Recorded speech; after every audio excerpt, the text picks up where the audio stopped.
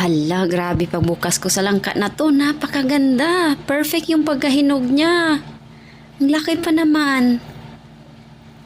Good day sa inyong lahat guys. Ang video na i-share ko sa inyo ngayon, ayan, nag-open po tayo ng langka kasi meron tayong maliit na puno ng langka sa aming backyard at ito nga po yung bunga niya. And then yung mga bunga niya, binalot ko sa garbage bag yung black para hindi siya masira or kainin ng kung anumang mga uod.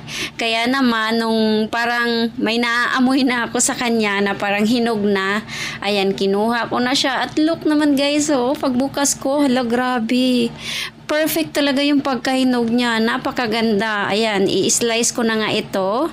In-slice ko na po ito lahat. At pagkatapos, syempre, pinamahagi na natin sa ating mga mabubuting kapitbahay. Ayan, malinis na po siya. Ready na po para ipamigay sa ating mga butihing mga kapitbahay. Ayan, swerte po yung maabutan natin ito. Dahil tingnan nyo naman yung quality ng langka natin.